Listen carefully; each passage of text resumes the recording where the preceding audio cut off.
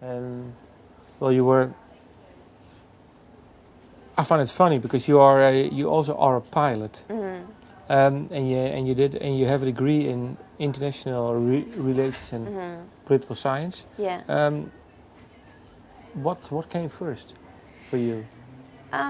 Since a young age, I've always been really sensitive to the plight of other people, like their vulnerabilities, any kind of human suffering. So Because of your dad, maybe? I don't know. maybe, probably subconsciously, because I don't remember what happened to him, but I mean, I think coming from an Iranian family, having left Iran already, I had a sort of global consciousness from a young age. And then, you know, in school, asking all these questions, like why there was such a gap between the rich and the poor, and these kinds of questions, I started to realize that I could be an influence and have an impact on some of these answers.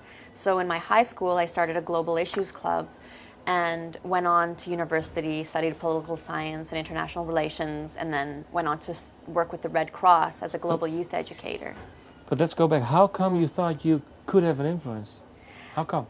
Because, well, you were not that I old, was I think. very active in school in a lot of different like clubs and groups, the multicultural club, and in sports and theater and such. And I also took part in a lot of different conferences. Like, I don't know if you have mock United Nations here in Netherlands, but I was part of that, and a youth parliament, and just by having leadership roles and by being in the Canadian Royal Air Cadets and rising in the ranks there, you learn leadership, and you realize that you can do things. Like, it doesn't, despite your age, you know, because I was young, I was a teenager. A lot of teenagers feel hopeless. They think adults rule the world, but no, you know, we're young, we have a voice, and we can have it heard as well.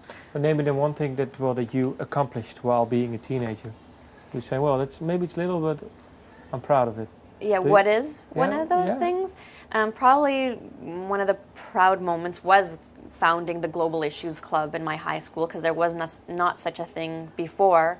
And like, for example, one of the things that we did was we invited a person from East Timor, like a citizen of East Timor, and then we invited a government official from the Indonesian government to have a debate at my school, and we invited the students to watch this.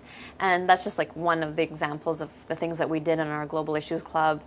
Also with World Vision, we raised money for poverty situations, and just by doing these little things, me and the members included of the Global Issues Club realized that we could have our voices heard in some way and spread awareness, and that, you know, that really does have an impact in getting other people involved.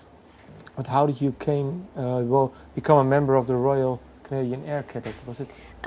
From a young age, I've always loved flying. You know, I've had a fascination with birds and flight, so I also wanted to fly, and I learned about the Royal Canadian Air Cadets and that you could get scholarships to get your pilot's licenses. So I joined when I was 13 or 14, and you know, we had parades and we did bush survival exercises in the forest, and it was a lot of fun, and you know, gained positions in the ranks. And then over 2 summers, when I was 16, I got my glider's license, and then the next summer after that, I got my private pilot's license. So it was just something I had a goal and went forward with it. What does your sister do? My sister's a real estate agent. She's married and she has 2 little girls, so she's a mother and a realtor.